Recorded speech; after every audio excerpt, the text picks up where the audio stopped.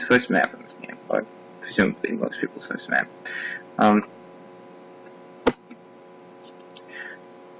I need to pause. Sometimes I didn't look at what's off and what's on. Sorry, on Dragon Specs. Okay, swap is off. So that's why Magician didn't go to minimize swap, because it didn't look like it was going to. Bug. It's being guarded. Low light on the ambassador. Bugging books to transfer. Low lights and cast. Iceman decides not to transfer. Transfer is pretty difficult to pull off. You do want to try it every so often, I think, but it's a pretty difficult mission.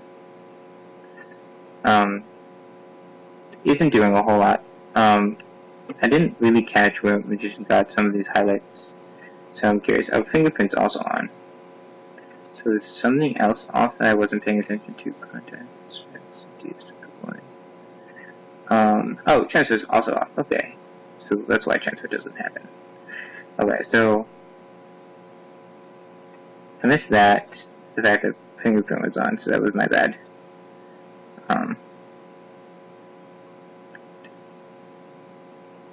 Highlight for statues.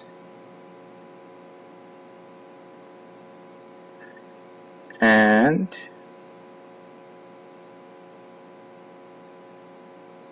highlight for briefcase. Actually, that's really interesting that there was a couple of moments there where it was pretty hard to see her carrying that briefcase. She hides it pretty well. So that's something to think about, is if you want to try carrying the briefcase and hiding it, although you could actually see that she's carrying the briefcase from the arm not swinging, because when characters move, the arm swing in front of them. Probably has that reject. Highlighting for briefcase, also for blue dress. So trying to be extra positive. I would be at least a little bit suspicious of Blondo for the potential bug.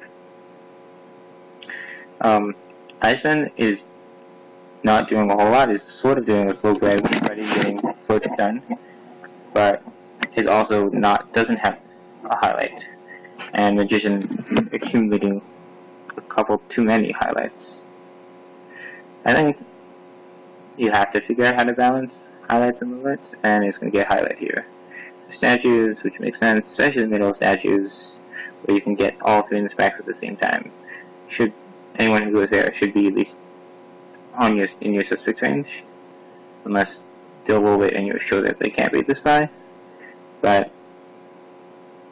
that path didn't look so great, but I'm not going to talk a whole lot about pathing, because it's something that a lot of people know more about than I do. I'm sitting here and not saying a lot, but not a lot is going on. So let's talk about the decision to bug there. Let's talk about that. And then maybe I'll talk about a couple other things. Briefcase probably isn't paying a whole lot of attention to Ambassador Briefcase. Or probably is paying attention to it, but not perfectly. Because I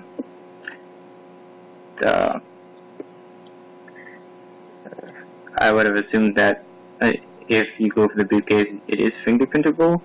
So that's something that's worth at least thinking about. I don't know if Magician's tracking whether that briefcase is fingerprintable or not. But that briefcase was clearly not fingerprintable. And so maybe you do away someone who goes for a briefcase that isn't fingerprintable, or you do consider them non-suspicious. So I don't think that play to go for a briefcase that was not fingerprintable was intentional. But I want to see this bug. Okay, you can see the bug. The arm is actually fairly well hidden for most of it. In the very beginning is the time you can see it. Other than that, it's the arm parallel from the sniper is really powerful, and so it's hard to see. But you can catch it because if you don't see the arm swinging, so you don't see his banana suit's arm swinging, and as I said earlier, when characters move their arm swing, so you can actually catch a bug from seeing their arm not move. So that's interesting. So I want to say one more thing before I move into the next match. Even though there was some downtime periods in this map where I wasn't saying a whole lot because I felt like not a whole lot was going on, is that really as sniper there isn't a whole lot of downtime, and you should try to utilize any moments without things going on. But when there isn't, it's pretty straightforward to see the ambassador and the drink and people aren't moving around a whole lot. Just really try to use that opportunity to do some behavioral analysis and figure out, just note where a couple of people are and try to pay attention to who's standing still and not doing anything versus people who are moving around. That's it, even though I didn't bring it up because it's hard to focus on that kind of analysis and also try to talk about the game and think about what I want to say. But, yeah, that's it. Let's keep going. Okay. How many did I talk about? I don't remember. Magician, Spy, Iceman, Sniper. What's off? Transfer's off. Swap is off. So transfer and swap are off. As opposed to last time where transfer and swap are off. Swap, I guess that makes sense. Swap is an interesting mission because it's fun. It's like, especially with green swap, it's gotten better. But also on the map, like ballroom and stack swap is a viable strategy. Transfer is pretty hard to complete, but you should keep it on some of the time. At least I'm a proponent of having some variety of missions you keep on.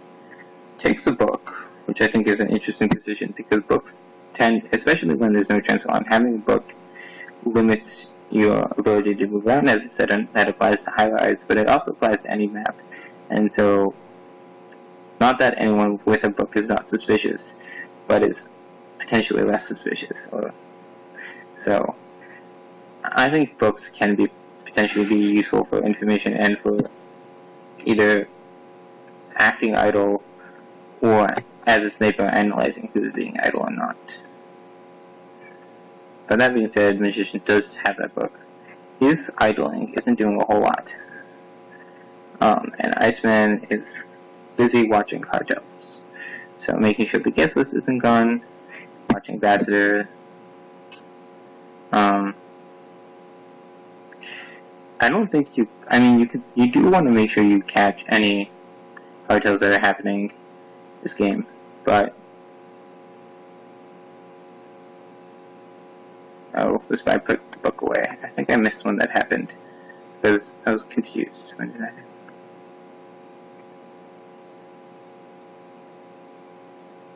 Or did the spy never pick up the book and I was being silly? No, the spy had the book.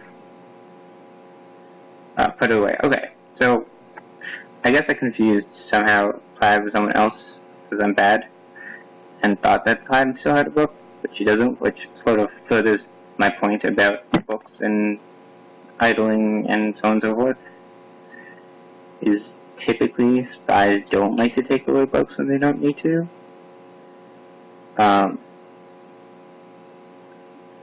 It's something I personally haven't done a whole lot with, but I think the leaf in conversation may have been a little bit early, and the talk isn't so early. It does wait for two other people to talk first. Decides to reject, which is a good play because Iceman is watching it. Something that I've seen Viri do, which I like, is that sometimes Viri will test the widows by...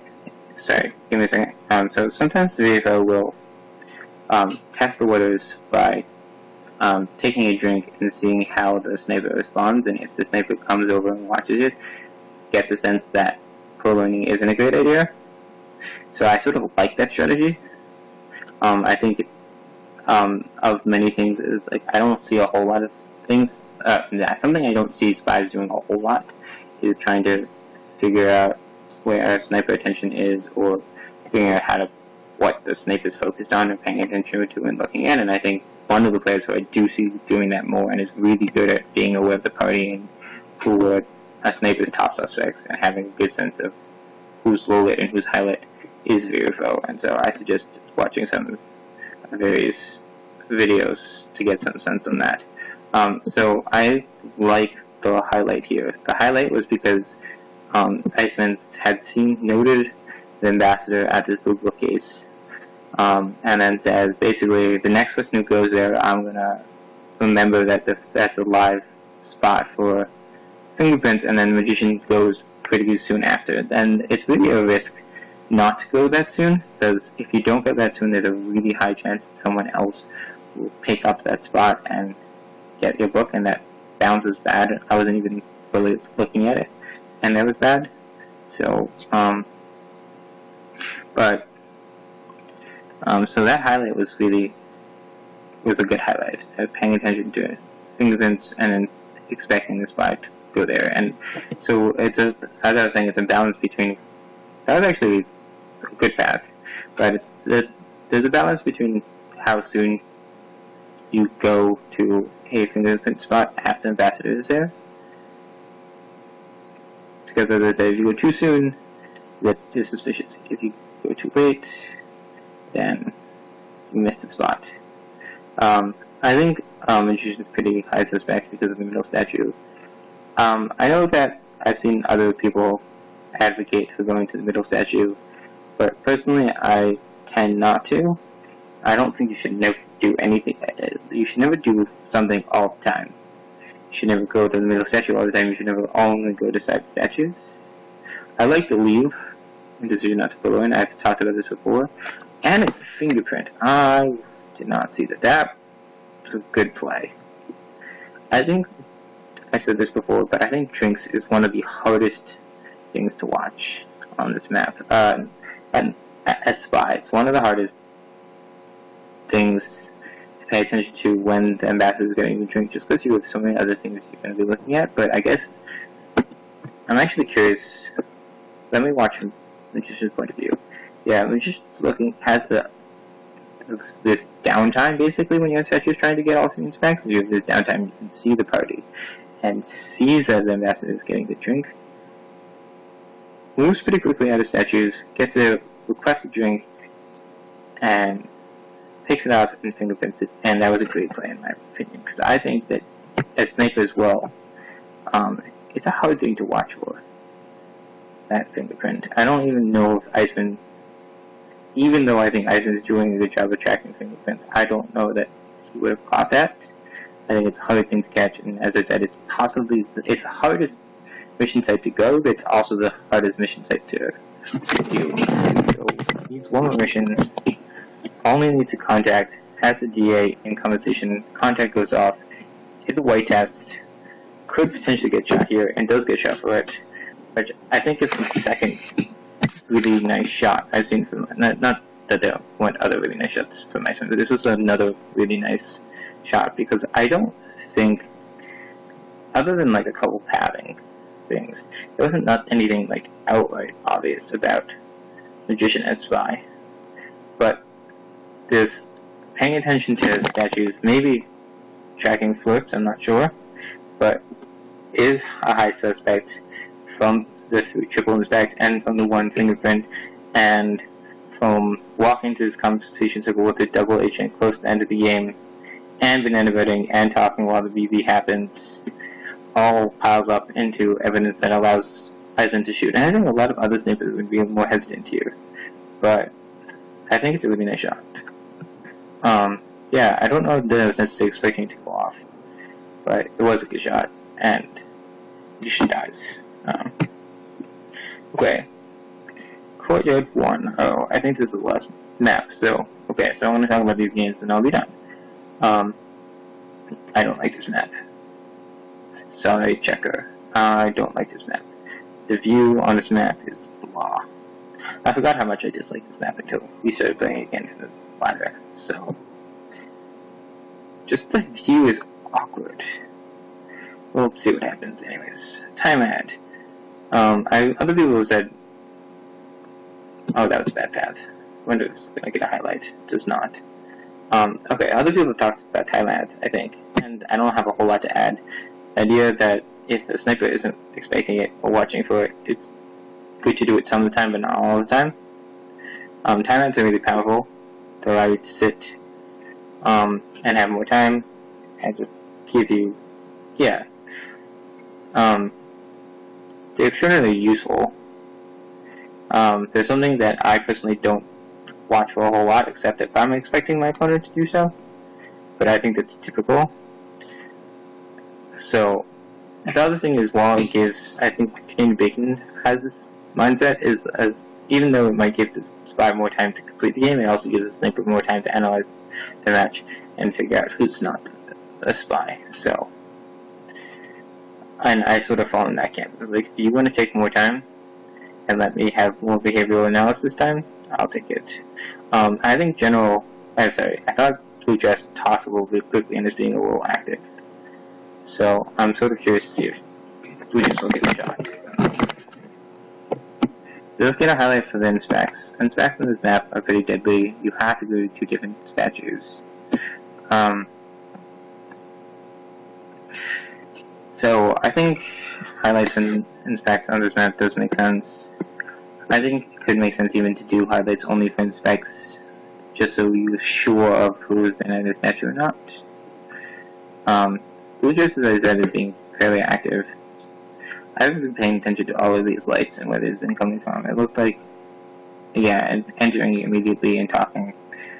I don't know how big of a suspect Iceman is at the moment, but I think it's fairly. It could be that Iceman's pretty high at the top just because of how active Iceman's been and the quick talks and so on and so forth. Yeah, definitely being fairly active. Maybe gonna go for the briefcase, and that was actually a pretty nice briefcase award. Gets neutral lit for that. So that was a good play. I don't know if it was intentional, but it was really nice. And does get Iceman a neutral lit. So, sorry, let me take a breath. Neutral light for the pathing, blue lights for pathing. That was good. Being the right pathing, bring someone up to neutral light, which I think makes sense, because like you bump highlight for potential fingerprint. Re-highlights Blue Dress, potentially knows that Blue Dress has been to 2 sets of statues. And the swap happens. Another risky swap from Iceman isn't finished, but Banana Bread's and is. I'm just gonna see it. No.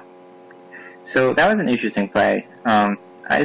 Magician spends a little bit too much time on this map and lets the inspects go, lets the swap happen without checking up with it. It's sort of hard in this map, but Iceman's decision to swap there is fairly risky because it leaves the statue open. Although I'm not positive that. I am positive that Magician saw Iceman at that statue, but. And then into the banana bread to distract from the fact that the swap happens is actually sort of a fun play, and you don't see it a whole lot, but it is nice. So while it was a risky play, I definitely look out. I think Iceman was a little bit active that game, and possibly could have been shot just for the activity, and that bounce back into the conversation at the very end was actually bad, but it would have been too late to shoot for it. Other than that, I didn't do a whole lot of talking about highlights and lowlights, but I'm just going to move on to the last game, just because. Okay, so sorry for the interruption. I had to cut some of the video, but whatever. I'm going to cast the last game, and then I'm going to be done for now. Probably next videos will be on a different set, because obviously I don't care so much about who won, who lost the set, and what the final score was. I'm more interested in just trying to analyze the game. So missions that are off or swap, and yeah, swap. I guess you can only 7 missions. I'm silly. Okay, took off swap. Okay, blue lights and cast, typical beginning. Actually, potentially loses a little bit of the ambassador card there.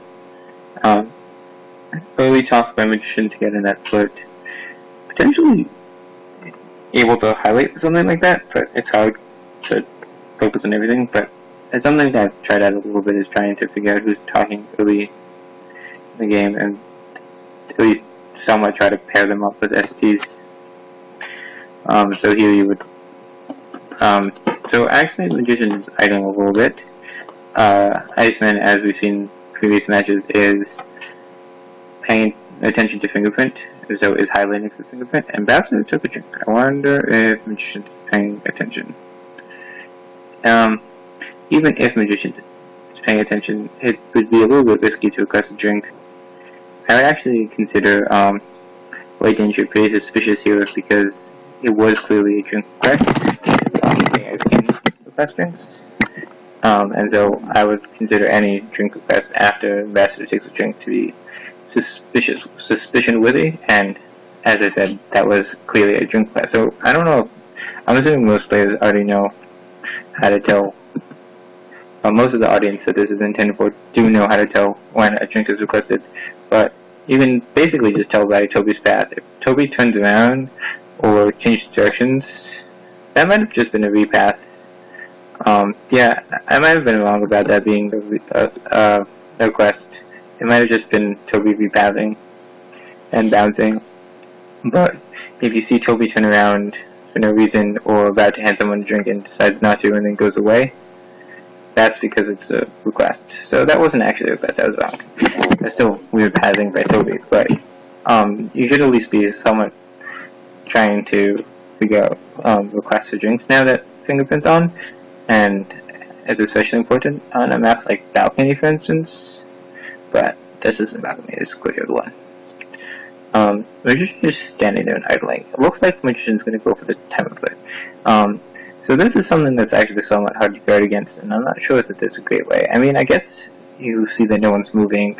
Possibly in the beginning you paired up Plaid with Yellow and think that maybe they're standing still and could get time effects, but this is something that just you have to get used to, and the fact that no one's moving around, it should at least indicate that that's a possibility. And so maybe you either look for someone who talks about every 45 seconds.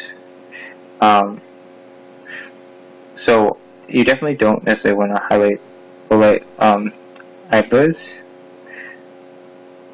but at least if no one else is doing anything, if someone else is being active. I think being active is more likely for Spy than being idle, but it is, and like, even though Magician didn't have to move to get 3 floats off, Magician burned a lot of time. Being idle is usually, it's not a losing strategy. It can be, idling can be a very strong strategy, but here I'm worried about Magician being able to complete missions. It's very possible that a fake PB is going to go off, someone else is going to get shot, and it's a frame. I think that would be a way to play this. But other than that, 21 seconds, and Magician hasn't done anything except for one. There's Banana Bread, fake PB, hoping someone else will get shot. I think that decision was actually a really good play. Because it does get someone else shot, it gets Blue just shot, because she was at, I'm going to say probably only one statue, because I'm assuming Iceman highlight the statues. So it gets highlight, nope, 2 statues. Okay, finishes statues.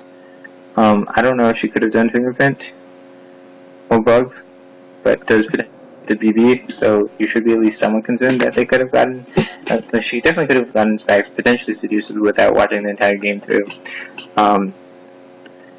And definitely potentially. So I think Iceman is a little frazzled here and isn't sure, and is a little lost, and doesn't know who the spy is, and that's because the spy hasn't been doing it much. And here's the thing that I've talked to other people about, but a lot of games do end, a lot of spy wins do come from sniper shooting the wrong person. I don't necessarily think this, I think this suggests just how hard it is for the sniper to know 100% who the spy is. And I think that even sometimes when spies are on the brink of completing missions or busy trying to get their missions done, a wrong incorrect shot goes off. So, but I do think some of people's points that like potentially framing is such a strong strategy, or can be such a strong strategy. I think it's really difficult. I think you sort of do have to get lucky, especially if you're trying to frame a specific target and they just don't want to cooperate and act like a spy. But on the other hand, here it works beautifully. The Magician realizes that they're not going to finish, decides to fake banana bread close to the end when a spy would want a banana bread and be close to finishing, and pressures Iceman to take the shot, and Iceman does, and I sort of like the play. It's a very risky play. On the other hand, Magician was going to get done, and I like that play more than just trying to rush through missions to get them done to some extent. I guess the way you play this is you try to do the frame, and if it doesn't work, then you try to complete missions somehow. Either you time that or do desperate moves at the end, because you do want to try to win and not just let time out happen. But I do like the play. And here's another thing about why we were just as suspicious, that she is one of the ones to enter CC so soon, right before the banana bread happens. And Iceman is aware of that, and I like that play by Iceman. But yeah, so this play to banana bread and hope for a shot, and if maybe as a plan B, if you're hopeless and don't think a shot's going to come off, go into windows and go at time. But I don't think Magician's perfect for that. So I actually really like this frame. It's a really risky play. Decision to sit still and not get much done is always hard, and but fortunately, like, the AI responded and acted suspicious, and we've seen, it's also an interesting play because we've seen Iceman take shots for banana breads at the very end of the game as time's counted down, and on the assumption that the spy is trying to finish, even though Iceman isn't sure who the spy is. The Magician just takes advantage of that, and that's sort of nice. And here's something that's worth thinking about, is doing that kind of a play earlier in the game, and warning, as sort of as a warning to the sniper, saying, look, do you think you can shoot me all the time at the end of the game for banana bread when it's real? Like, here, no, it's not. And then later on in the set, you can use that to advantage, so that when you do end a game of banana bread, you're potentially less likely to get shot. But this is actually a game close to the end of the set, so that advantage doesn't come into play so much. Yeah, I don't think I have a whole lot more to say about this game. I don't love Courtyard 2. I think the angle's just really weird. It makes it hard to see things somewhat, and it's just awkward. So, I guess maybe I want to spend not as little time as possible on Courtyard 2, on Courtyard 1, but I think I'm done now. But anyways, okay. Thanks for watching. As I said, probably next games will not, I cast or analyze, will not be between Magician and Iceman, but we'll see. I don't know.